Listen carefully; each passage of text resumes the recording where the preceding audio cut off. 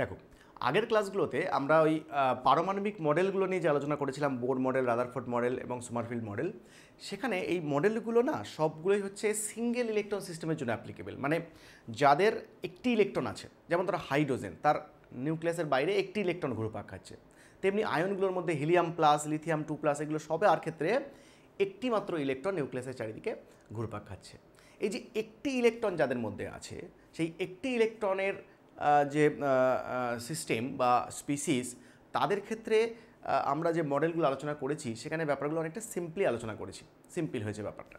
কারণ কি, একটি ইলেকট্রন যদি থাকে, মানে ধরো হাইড্রোজেন অ্যাটম বা হিলিয়াম প্লাস বা লিথিয়াম 2+, এই ধরনের যারা সিঙ্গেল ইলেকট্রন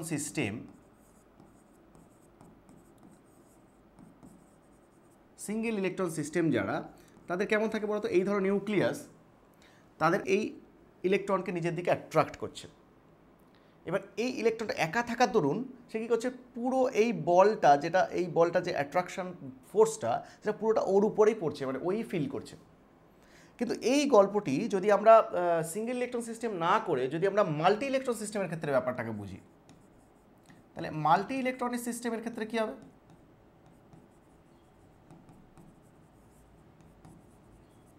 মাল্টি ইলেকট্রনিক সিস্টেমের ক্ষেত্রে কী হবে? মাল্টি ইলেকট্রনিক সিস্টেমের ক্ষেত্রে কী হবে না, একটি নিউক্লিয়াসের চারিদিকে একটি ইলেকট্রন এখন আর নেই। এখন যেটা আছে সেটা হচ্ছে একাধিক ইলেকট্রন রয়েছে। একাধিক ইলেকট্রন মানে কি? ধরো মনে করো এখানে একটা ইলেকট্রন রয়েছে, এখানে ইলেকট্রন রয়েছে, এখানে ইলেকট্রন রয়েছে, এখানে ইলেকট্রন রয়েছে, এখানে রয়েছে, এরকমভাবে প্রচুর পরিমাণে ইলেকট্রন তারা কিন্তু নিউক্লিয়াসের চারিদিকে অবস্থান করছে মাল্টি ইলেকট্রন সিস্টেমের ক্ষেত্রে। এবার এখানে কিন্তু তাহলে কী হচ্ছে বলো তো, মাল্টি ইলেকট্রন সিস্টেম থাকলে যেটা সমস্যা সেটা হচ্ছে যে শুধুমাত্র এখানে যে নিউক্লিয়াস সমস্ত ইলেকট্রনকে অ্যাট্রাক্ট করছে এটা নয়, এখানে আবার ইলেকট্রনগুলো নিজেদের মধ্যে রিপালশন বা বিকর্ষণ করছে। কীরকম? ধরো মনে করো এই যে নিউক্লিয়াসটা আছে, এই নিউক্লিয়াসটা কী করছে, ইলেকট্রনগুলোকে নিজের দিকে টানছে, তাই না? কারণ কি? কারণ নিউক্লিয়াস হচ্ছে পজিটিভলি চার্জড আর ইলেকট্রনগুলো হচ্ছে নেগেটিভলি চার্জড। তো ইলেকট্রনগুলোকে কী করছে, সে নিজের দিকে টানছে। তো এটাকে কী বলা হবে? অ্যাট্রাকশন ফোর্স বা আকর্ষণ বল।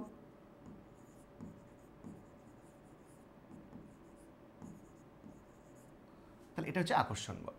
কিন্তু দেখো যে এখানে যেহেতু সব ইলেকট্রন রয়েছে, এখানে একাধিক ইলেকট্রন রয়েছে, তাহলে তারা কিন্তু নিজেদের মধ্যে আবার রিপালশন করবে।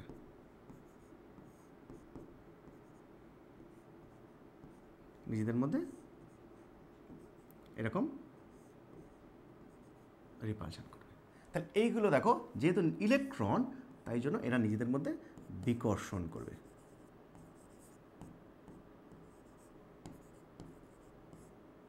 তাহলে তারা কি করবে? নিজেদের মধ্যে বিকর্ষণ করবে। এখন এই আকর্ষণ এবং বিকর্ষণের দরুন কি হবে না, ব্যাপারটা অনেকটা জটিল হয়ে যাবে। যতটা সিম্পল এখানে রয়েছে শুধুমাত্র আকর্ষণ, এখানে আকর্ষণ এবং ইলেকট্রনগুলোর মধ্যে বিকর্ষণ আছে। ফলে এই ইলেকট্রনগুলো কি করবে, তারা কেউ কাছে আসবে, কেউ দূরে আসবে, কারণ নেট অ্যাট্রাকশানটা কি হবে সেটা অনেকটা জটিল বিষয়। তো ফলে কি হবে, এই ইলেকট্রনগুলো এখন এই যে নিউক্লিয়াসের চারিদিকে তারা অবস্থান করছে, তারা এবার তাদের এনার্জি, তাদের যে সাবঅরবিটগুলো রয়েছে, উপকক্ষগুলো রয়েছে, তাদের এনার্জির কিছু অল্টারনেশন হবে, তারা কিছু আগে কিছু পরে এরকম চলে আসবে। ঠিক আছে? তো ব্যাপারটা দেখো, এখানে বুঝতেই পারছো যে তাহলে এখানে একটা জটিল ব্যাপার রয়েছে। এখন ব্যাপার হচ্ছে এই যে সাবঅরবিটগুলো, এই যে তাহলে তার এখন এই মাল্টি ইলেকট্রন সিস্টেমের ক্ষেত্রে তাদের বিন্যাসটা কেমন হবে, তারা কেমন, তারা আগে পরে কে, কার আগে কে পরে থাকবে, এই যে ব্যাপারটা, এটা বুঝতে গেলে আমাদের ইলেকট্রন বিন্যাস এই বিষয়টা আমাকে পড়তে হবে। তো আজকের টপিকে আমরা ওই ইলেকট্রন বিন্যাস নিয়ে আলোচনা করব আর কি। হ্যাঁ, তো এই ইলেকট্রন বিন্যাসে আমরা দেখব প্রথমে যে এই সাবঅরবিটগুলো যেগুলো রয়েছে, এইগুলো তাদের এনার্জি অর্ডারটা কী আছে, মানে 1s 2s 2p, এই যে সাবঅরবিটগুলো হয়, এই সাবঅরবিটগুলোর এনার্জি অর্ডারটা কী আছে, এটা আমরা আগে প্রথমে জেনে নেব। এবার জেনে নেওয়ার পরে এবার প্রত্যেকটা সাবঅরবিটে আমরা ইলেকট্রন বসিয়ে দিলেই তখন ওই ইলেকট্রন বিন্যাসটা আমরা পেয়ে যাব। ঠিক আছে? এবার এই যে সাবঅরবিটগুলোর এনার্জি অর্ডার কী হবে সেটা বোঝার জন্য আমাদেরকে 3টে নীতি পড়তে হবে। ঠিক আছে? তো এই 3টে নীতিকে কাজে লাগিয়ে আমরা যে কোনো অ্যাটমের ক্ষেত্রে বা আয়নের ক্ষেত্রে আমরা কি করব, তাদের সাবঅরবিটগুলোর এনার্জি অর্ডারে বসিয়ে তাদের উপর ইলেকট্রন বসিয়ে আমরা একটা কমপ্লিট ইলেকট্রন বিন্যাস আমরা লিখতে পারবো। তো চলো দেখে নিই, আমরা এই যে 3টে নীতির কথা বলছি, সেই 3টে নীতিকে ব্যবহার করে আমরা কিভাবে ইলেকট্রন বিন্যাস লিখতে পারি। তো তিনটে নীতি হচ্ছে, একটি হচ্ছে পাউলির অপবর্জন নীতি, দ্বিতীয়টির নাম হচ্ছে হুন্ডের সূত্র, আর তৃতীয় যে নীতি সেটা হচ্ছে আব্বাউ নীতি। তাহলে এই যে তিনটে নীতি রয়েছে, এই তিনটে নীতিকে আমাকে আগে জানতে হবে যে এই নীতিগুলো কি, এবং তারপর এই নীতিকে ব্যবহার করে আমরা যে কোনো অ্যাটম বা আয়নের ক্ষেত্রে আমরা ইলেকট্রন বিন্যাসটা সুন্দরভাবে লিখে দিতে পারব। তাহলে দেখা যাক। তাহলে প্রথমে আমরা যেটা আলোচনা করব সেটা হচ্ছে পাউলির অপবর্জন নীতি। আচ্ছা, এই পাউলির অপবর্জন নীতি ব্যাপারটা কি সেটা একটু দেখে নেওয়া যায়। বলছে একটি পরমাণুর যে কোনো দুটি ইলেকট্রন, একটি পরমাণুর মধ্যে যে কোনো দুটি ইলেকট্রনের চারটি কোয়ান্টাম সংখ্যা, মানে এন, এল, এম এবং এস, মানে কি principal quantum number, azimuthal quantum number, magnetic quantum number আর স্পিন কোয়ান্টাম নাম্বার, যাদের বাংলায় বলে কি মুখ্য কোয়ান্টাম সংখ্যা, গৌণ কোয়ান্টাম সংখ্যা, চুম্বক কোয়ান্টাম সংখ্যা আর হচ্ছে ঘূর্ণন কোয়ান্টাম সংখ্যা। এই চারটি কোয়ান্টাম সংখ্যা কখনোই একই হতে পারবে না যে কোনো দুটো ইলেকট্রনের ক্ষেত্রে। তুমি যে কোনো দুটো ইলেকট্রনকে চুজ করে তুমি এটা চেক করে দেখতে পারো। তো এটাকেই বলা হয় পাউলির অপবর্জন নীতি। এখন এই পাউলির অপবর্জন নীতিটাকে আমরা একটু বুঝে নিই। তাহলে একটা এক্সাম্পল যদি আমরা নিই, একদম সিম্পলি আমরা মনে করি, তোমরা মনে করো 1s উপকক্ষ। তো 1s উপকক্ষ মানে সেখানে কোন কক্ষের কথা বলা হচ্ছে? 1s। আমরা বলেছিলাম এই যে প্রথমে যে নাম্বারটা দেওয়া থাকে ওটা হচ্ছে কক্ষ, তাহলে প্রথম কক্ষের কথা বলা হয়েছে, প্রথম কক্ষের এস সাবঅরবিট তার কথা বলা হয়েছে। দেখো তো আমরা যদি এখানে দেখি যে 1s যদি লিখি, তো 1s-এর যে সাবঅরবিট, সেই সাবঅরবিটে কটা অরবিটাল থাকে? আমরা জানি একটাই অরবিটাল থাকে। তো 1s-এ একটাই অরবিটালকে আমরা এরকমভাবে বক্স করে দেখাই, তাই না? এটা আমরা আগের ক্লাসে আমরা এগুলো নিয়ে আলোচনা করেছি। এবার এই 1s-এ যে একটি ঘর বা একটি অরবিটাল থাকছে, এবার একটি অরবিটালে ম্যাক্সিমাম দুটো ইলেকট্রন থাকে। তাহলে আমরা দেখিয়ে দিচ্ছি যে এখানে দুটো ইলেকট্রন এখানে আছে। তো এবার আমাদের দেখতে হবে যে এই চারটে কোয়ান্টাম সংখ্যা এই দুটো ইলেকট্রনের কী কী আছে। তো দেখো এখানে দেখিনি যে এই যে 1s এর এন ভ্যালু কত? এন হচ্ছে 1। আচ্ছা, এর এস ভ্যালু, এস এর ক্ষেত্রে এল ভ্যালু কত? এল ভ্যালু হচ্ছে 0। তাহলে এই যে ঘরে দুটো ইলেকট্রন রয়েছে, এই দুটো ইলেকট্রনের এন ভ্যালু হচ্ছে 1 এবং এল ভ্যালু হচ্ছে 0। এবার এদের ম্যাগনেটিক কোয়ান্টাম নাম্বার বা চুম্বক কোয়ান্টাম নাম্বার সেটা যদি আমাদের দেখতে হয়, তাহলে সেটা হচ্ছে এস এর ক্ষেত্রে সেটা হচ্ছে 0 হয়। তার মানে এই দুটো ইলেকট্রনের N1, L0 এবং M হচ্ছে 0। তাহলে এখনও পর্যন্ত তাদের তিনটে কোয়ান্টাম নাম্বার কিন্তু একই এসছে। কিন্তু যেটা ব্যাপার সেটা হচ্ছে এই দুটো ইলেকট্রনের দেখো স্পিন, একটা আপ স্পিন একটা ডাউন স্পিন। তাহলে এটার আপ স্পিনটার ক্ষেত্রে আর ডাউন স্পিনটার ক্ষেত্রে আমাদের এস ভ্যালু কত হবে? আমরা জানি যে দুটি অপোজিট স্পিনে আছে, মানে একটা হবে প্লাস হাফ আর আরেকটা হবে কি মাইনাস হাফ। তাহলে প্লাস হাফ এবং মাইনাস হাফ এই হচ্ছে তাদের স্পিন কোয়ান্টাম সংখ্যা। এখন এখান থেকে পরিষ্কার যেটা বোঝা গেল যে এই দুটো ইলেকট্রন একটা ঘরে থাকা সত্ত্বেও তাদের কিন্তু চারটে কোয়ান্টাম সংখ্যা সমান হলো না। এর প্রথম ইলেকট্রনটা দেখো n=1, l=0, m=0, কিন্তু s হচ্ছে হাফ। কিন্তু দ্বিতীয় ইলেকট্রনটা দেখো n=1, l=0, m=0, কিন্তু s হচ্ছে মাইনাস হাফ। তাহলে এই যে জিনিসটা দেখলাম আমরা, এই এক্সাম্পলের মাধ্যমে আমরা প্রমাণ করতে পারলাম যে দুটো ইলেকট্রন, কোনো একটা পরমাণুর যে কোনো দুটো ইলেকট্রনের কিন্তু তোমার চারটে কোয়ান্টাম সংখ্যা কখনো সেম হতে পারে না। এটাকেই বলা হয় পাউলির অপবর্জন নীতি। এখন এর পরে আমরা আরেকটা নীতি জানবো, সেটা হচ্ছে হুন্ডের মাল্টিপ্লিসিটি সূত্র। হুন্ডের মাল্টিপ্লিসিটি সূত্রে কি বলা হচ্ছে? হুন্ডের মাল্টিপ্লিসিটি সূত্রে বলা হচ্ছে যে কোনো একটি উপকক্ষ, মানে ধরো মনে করো একটা 3D উপকক্ষের কথা আমি যদি ধরে নিই, তাহলে 3D উপকক্ষে কটি কক্ষক বা অরবিটাল থাকে? আমরা জানি 5টি সমশক্তি সম্পন্ন কক্ষক সেখানে অবস্থান করছে। এবার এই 5টি কক্ষকে যখন ইলেকট্রন বসাবো, তখন ইলেকট্রন বসানোর নিয়মটা কি? ধরো মনে করো তুমি এখানে 3টে ইলেকট্রন বসাবে। তো 3টে ইলেকট্রন কীভাবে বসাবে? তুমি কখনোই ইলেকট্রনগুলোকে এরকম 1, 2, তারপর 3 এইভাবে বসাতে পারবে না, এটা নিয়ম না। হুন্ড বলছে যে যখন তুমি ইলেকট্রন কোনো একটা উপকক্ষে বসাবে, সমশক্তি সম্পন্ন কক্ষকগুলো যেখানে আছে সেখানে ইলেকট্রনগুলো বসানোর ক্ষেত্রে বলা হচ্ছে যে যতক্ষণ পর্যন্ত খালি ঘর থাকবে ততক্ষণ ইলেকট্রনগুলো সিঙ্গলি অকুপায়েড হবে। মানে এটা এখানে বসবে, দ্বিতীয়টা এখানে বসবে, তৃতীয়টা এখানে বসবে, তারপর খালি আছে মানে এখানে বসবে, এখানে বসবে। পঞ্চম পর্যন্ত এইভাবে বসবে, কিন্তু ষষ্ঠ থেকে আবার তারা কি করবে, রিপিট হবে, এইভাবে রিপিট হবে। তার মানে ইলেকট্রনগুলো বসানোর ক্ষেত্রে প্রথমেই তুমি পেয়ার্ড আপ করে দেওয়া যাবে না, মানে অপোজিট স্পিনে বসানো যাবে না। যতক্ষণ খালি থাকবে ততক্ষণ একই স্পিনে বসবে। যেমন ধরো মনে করো আমি যদি 2p বলি, তো পিতে কটা কক্ষক আছে, পিতে 3টে কক্ষক আছে যারা সমশক্তি সম্পন্ন। এবার এই যে এখানে যখন ইলেকট্রন বসবে, প্রথম ইলেকট্রন যদি এখানে বসাই আমরা, দ্বিতীয় ইলেকট্রন কখনোই অপোজিট স্পিনে এখানে এক ঘরে বসানো যাবে না, পরের ঘরে আপ স্পিনেই বসবে, তারপরে আপ স্পিনে বসবে, কিন্তু চতুর্থ ইলেকট্রনটা তারা down spin down spin down স্পিনে বসবে। ঠিক আছে, এইভাবে তারা বসতে থাকবে। তাহলে হুন্ডের মাল্টিপ্লিসিটি সূত্রে বলা হচ্ছে যে সমশক্তি সম্পন্ন কক্ষকগুলি সবসময় যতক্ষণ খালি থাকবে ততক্ষণ একই স্পিনে এককভাবে তারা বসে যাবে, যতক্ষণ না পর্যন্ত খালি থাকছে। এবার যখনই একটা করে পূর্ণ হয়ে গেল, তখন যখন রিপিট হচ্ছে আবার, তখন তারা অপোজিট স্পিনে আবার বসবে। এটাকেই বলা হয় হুন্ডের মাল্টিপ্লিসিটি সূত্র।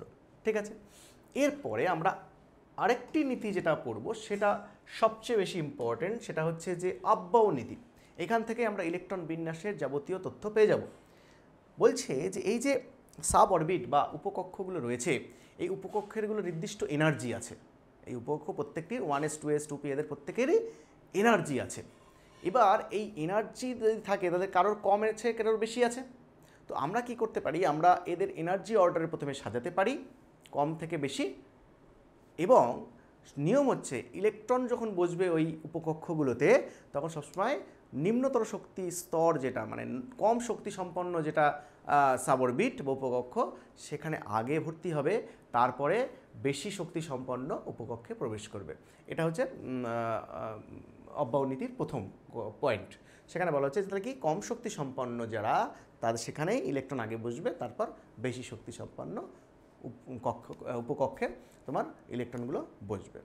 এবার প্রশ্ন হচ্ছে যে আমরা এই বেশি শক্তি সম্পন্ন এবং কম শক্তি সম্পন্ন এই ব্যাপারটা আমরা বুঝবো কী করে, মানে উপকক্ষের কম শক্তি সম্পন্ন কে আর বেশি শক্তি সম্পন্ন কে, সেটা আমরা বুঝবো কী করে।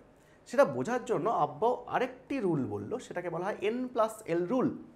এই n+l রুলে কি বলা হচ্ছে, n+l রুলে বলা হচ্ছে যে n+l এর মান বৃদ্ধির সঙ্গে সঙ্গে সংশ্লিষ্ট উপকক্ষের শক্তি বৃদ্ধি পায়। মানে আমরা এই যে উপকক্ষের শক্তির অর্ডারটা আমরা যে বার করবো, এটা কীভাবে বার করবো, আব্বাও বলছে n+l, মানে মুখ্য কোয়ান্টাম সংখ্যা এবং গৌণ কোয়ান্টাম সংখ্যার যোগফল, তাদের মান যত কম হবে তার শক্তি তত কম হবে। ব্যাপারটা কি আমরা একটু বুঝে নিই। তখন মনে করো 1s 2s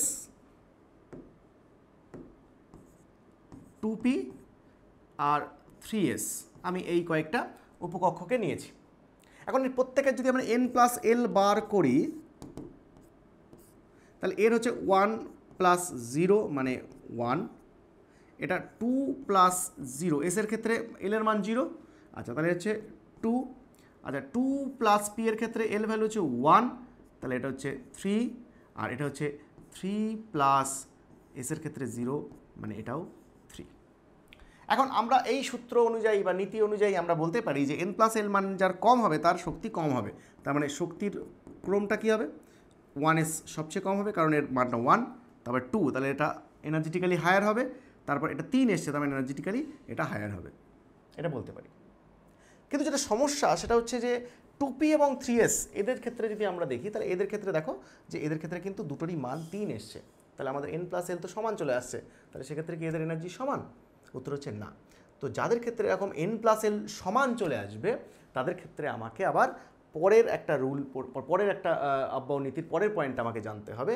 সেটা বলছে যে দেখো, যদি n+l এর মান সমান হয়, কারণ যদি n+l এর মান সমান হয়ে যায়, তাহলে সেক্ষেত্রে আমরা nটাকে দেখব। যেমন ধরো আমরা একটু আগেই দেখলাম যে কি 2p আর 3s এর ক্ষেত্রে n+l কত এসছে, 2p আর 3s এর ক্ষেত্রে n+l এর কত এসছে, 3 এসছে, এর কত এসছে, 3 এসছে। তাহলে এক্ষেত্রে যখন n+l সমান হয়ে যাবে, তখন আমরা এর লোয়ার n ভ্যালু যেটা সেটা দেখব।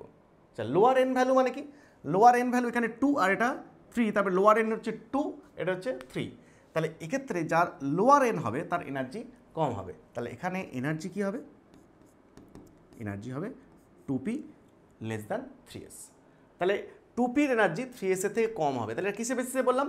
আমরা যখন দেখব যে n প্লাস এল সমান চলে আসবে তখন আমরা এনটাকে দেখব, এন যার কম তার এনার্জি কম, তো এখানে এন কম তো এনার্জি কম।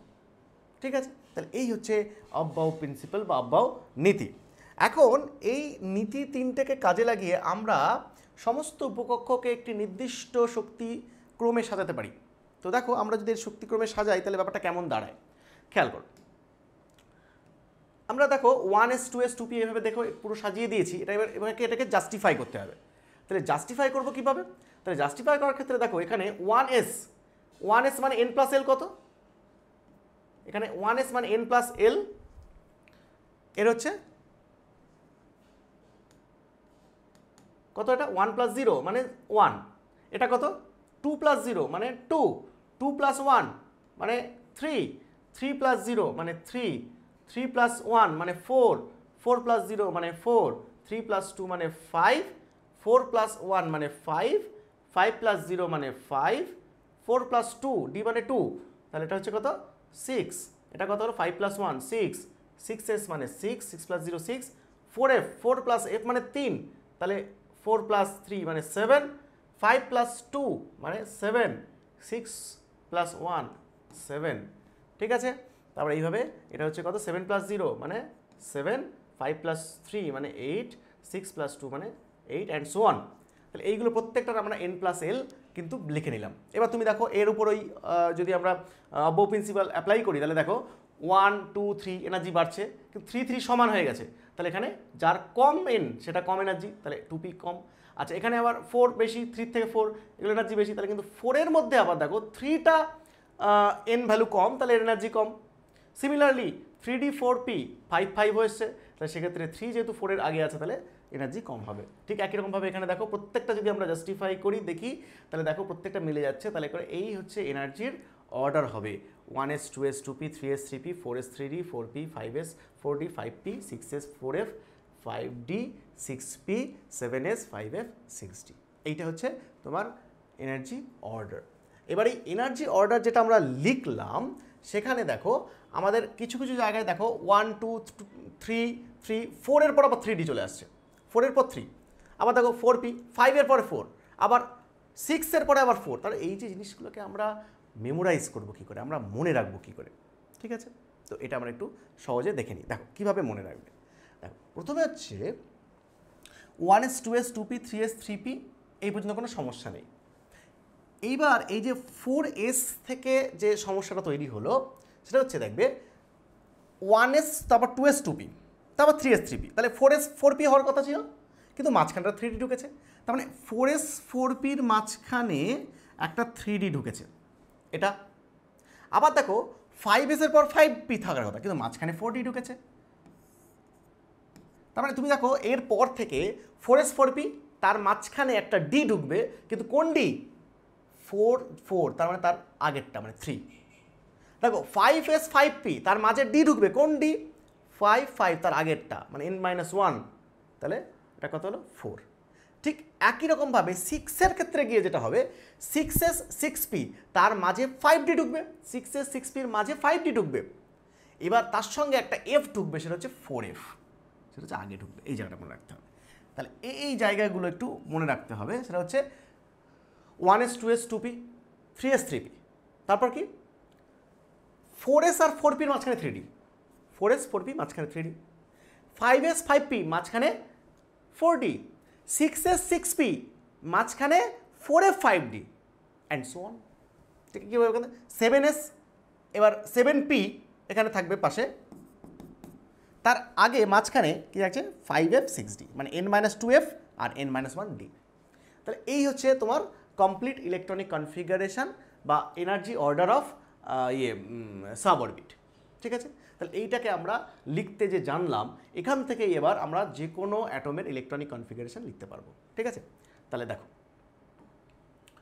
ইলেকট্রন বিন্যাস লেখার পদ্ধতি দেখো খেয়াল করো। ধরো মনে করো আমি একটা যে কোনো আরবিটারি অ্যাটম দিয়ে দিচ্ছি, মনে করো আয়রন। আয়রন মানে হচ্ছে 26টি ইলেকট্রন সেখানে আছে নিউক্লিয়াসের চারিদিকে। তাহলে এই 26টি ইলেকট্রন তোমাকে বসাতে হবে। কীভাবে ইলেকট্রন বসাবো আমরা দেখো খেয়াল করো।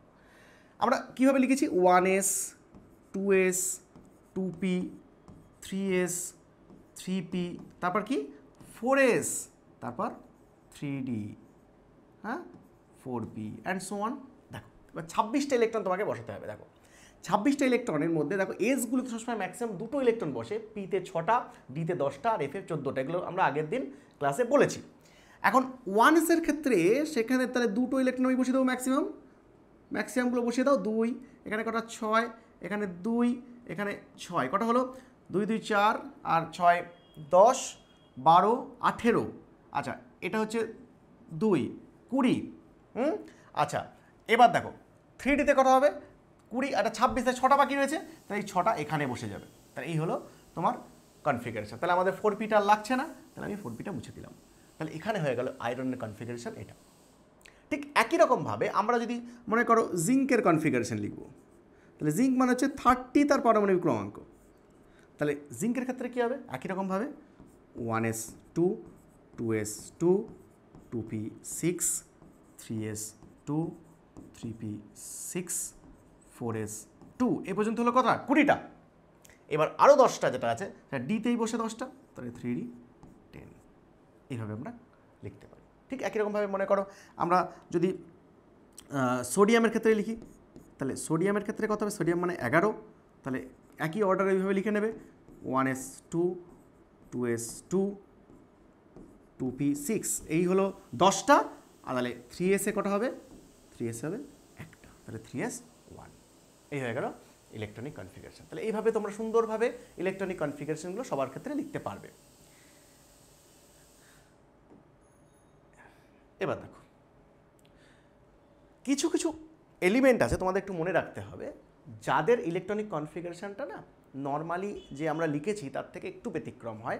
কাদের ক্ষেত্রে, যারা অর্ধপূর্ণ বা পূর্ণ ইলেকট্রনিক কনফিগারেশন তৈরি করতে চায়। মানে ধরো আমরা কি বলতে চাইছি, ধরো মনে করো একটা এক্সাম্পল নিচ্ছি ক্রোমিয়াম, তার অ্যাটমিক নাম্বার হচ্ছে 24।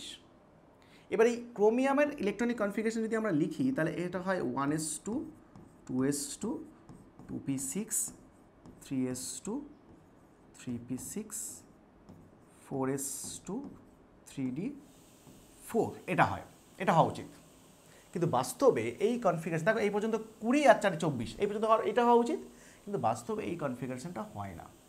যেটা হয় সেটা হচ্ছে দেখো ডিতে সর্বোচ্চ কটা ইলেকট্রন ধরে 10টা, ডিতে সর্বোচ্চ 10টা ইলেকট্রন ধরে। এবার তার অর্ধেক কটা 5টা। এবার যেহেতু 5টা থেকে জাস্ট একটা কম আছে, 4টে আছে, তো এই অ্যাটমটা কি করবে, এই 5টা হাফ ফিল্ড করার জন্য সে কী করবে, এখান থেকে একটা ইলেকট্রন এখানে দিয়ে দেবে। কারণ এই অর্ধপূর্ণ এবং পূর্ণ কোনো একটা সাবঅরবিট যদি থাকে তাহলে তারা ভীষণভাবে স্টেবল হয়। যেমন নিষ্ক্রিয় গ্যাসের ক্ষেত্রে তোমরা দেখেছো যে নিষ্ক্রিয় গ্যাসগুলো ভীষণ সুস্থির হয়। কেন? কারণ তাদের কনফিগারেশন যদি আমরা দেখি তাহলে সেখানে দেখবো আমরা পূর্ণ কনফিগারেশন পাচ্ছি। তার মানে NH2NP6 এরকম পূর্ণ কনফিগারেশন আমরা পাই বলেই ইনার্ট গ্যাস বা নোবেল গ্যাস বা নিষ্ক্রিয় গ্যাস যারা, তাদের ক্ষেত্রে আমরা দেখি তারা খুব স্টেবল হয়।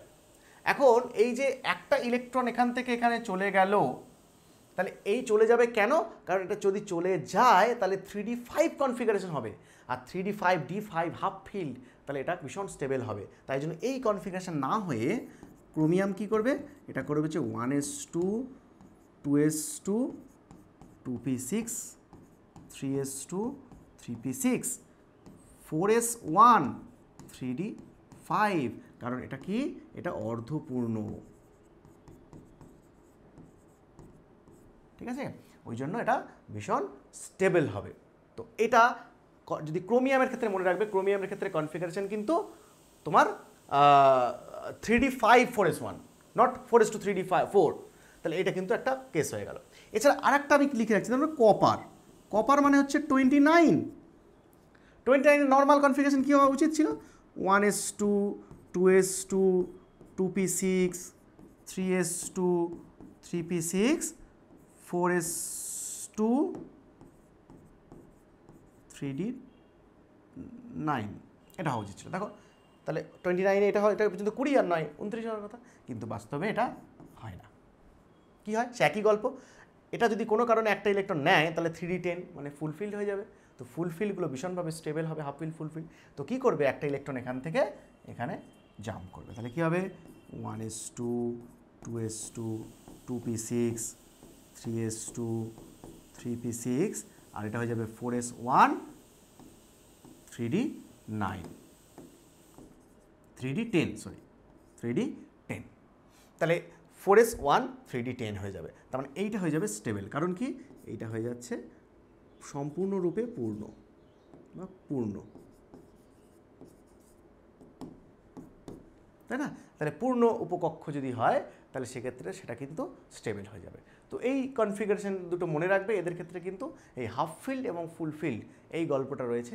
যেহেতু হাফ ফিল্ড এবং ফুল ফিল্ড ভীষণ স্টেবল হয়, তাই জন্য তারা হাফ ফিল্ড এবং ফুল ফিল্ড ধারণ করার জন্য 4s থেকে একটা ইলেকট্রন তারা ডিতে পাঠিয়ে দেবে। তাহলে এই হচ্ছে তোমার ব্যতিক্রম বা হাফ ফিল্ড ফুল ফিল্ড যাদের হওয়ার সম্ভাবনা রয়েছে তারা কিন্তু এই ধরনের কনফিগারেশন দেখায়। ঠিক আছে, আমরা লাস্ট এবার আলোচনা করব, সেটা হচ্ছে যে আমরা নিউট্রালের তো দেখলাম নিউট্রাল অ্যাটমের ক্ষেত্রে, কিন্তু আয়নের ক্ষেত্রে কি করব? যদি আয়ন ক্যাটায়ন বা অ্যানায়ন হয় তাদের ক্ষেত্রে আমরা কি করব? ঠিক আছে, তো আমরা ইলেকট্রন বিন্যাস ক্যাটায়ন অ্যানায়নটা দেখে নিই, খুব সিম্পল, একই রকমই। দেখো, প্রথমে আমরা দেখছি যে ক্যাটায়নের ইলেকট্রন বিন্যাসটা কী হবে। ধরো মনে করো আয়রনের ইলেকট্রন বিন্যাস আমরা লিখেছি, আয়রনের ইলেকট্রন বিন্যাস 26, সেটা কি হয়েছে? সেটা হয়েছে 1s2 2s2 2p6 3s2 3p6 4s2 3d6, এটা হয়েছে আয়রন। কিন্তু তোমাকে যদি বলা হয় যে আয়রন 2+ জন্য করো, তো আয়রন 2+ মানে কটা ইলেকট্রন? আয়রন 2+ ক্যাটায়ন হলে জানি আমরা ইলেকট্রন বেরিয়ে যায়, তার মানে 24 ইলেকট্রন, দুটো প্লাস মানে দুটো ইলেকট্রন বেরিয়ে গিয়েছে। তো সেক্ষেত্রে কনফিগারেশন কী হবে? 1s2 2s2 2p6 3s2 3p6। এইবার দেখো ইলেকট্রন যখন বেরোবে তখন যখন 4s এবং 3d এরকম হবে, তো ইলেকট্রন সবসময় 4s থেকে আগে বেরোবে, তারপর 3d থেকে বেরোবে। এটা তোমার মাথায় রাখবে, 4s থেকে ইলেকট্রন আগে বেরোবে যখন ইলেকট্রন বেরোবে, তারপর 3d থেকে বেরোবে। তাহলে 4s থেকে যদি ইলেকট্রন বেরোয় তাহলে আমরা দুটো ইলেকট্রন বার করে দিলে কী হয়ে যাবে? 4s 0 হয়ে যাবে, 3d 6, তার মানে অ্যাকচুয়ালি পড়ে থাকবে হচ্ছে 3d 6। ঠিক আছে, ঠিক একই রকমভাবে ধরো মনে করো সোডিয়াম, তাহলে সোডিয়াম মানে 11, কিন্তু সোডিয়াম প্লাস মানে কত হবে? 10, তাহলে 10 ইলেকট্রন, তাহলে কী হবে? 1s2 2s2 2p6 2p6 3s2 2p6 sorry 2p6, তাহলে 10 ইলেকট্রন মানে 2s2 2p6। কারণ কি এই যখন সোডিয়াম ছিল তখন 3s1 ছিল, এখানে 3s1টা বেরিয়ে গেল, তাহলে পড়ে থাকলো হচ্ছে 2s2 2p6। আরও যদি আমি বলি তাহলে তোমার দেখো, ধরো মনে করো কী বলবো, ভ্যানাডিয়াম, তাহলে এটা কত হবে? 23, তাই না? ভ্যানাডিয়াম 23, তাহলে কত হবে? ভ্যানাডিয়াম মানে 1s2 2s2 2p6 3s2 3p6 4s2 3d3। ঠিক আছে, তাহলে এটা হলো। এবার দেখো, তাহলে এই যে ওটা হলো, এবার আমি যদি বলি তোমাকে ভ্যানাডিয়াম 3+ করতে হবে, তাহলে কি করবে? আমরা বলেছি যখন ইলেকট্রন বেরোবে তখন আগে এস থেকে বেরোবে, তারপর ডি থেকে বেরোবে। তাহলে এস থেকে যদি বেরোয় তাহলে কী হবে? দেখো, এস থেকে দুটো বেরিয়ে যাবে আর ডি থেকে একটা বেরোবে, তাহলে 1s2 2s2 2p6 3s2 3p6 আর 4s 0 হয়ে গেল, তাহলে 3d হয়ে যাবে 2।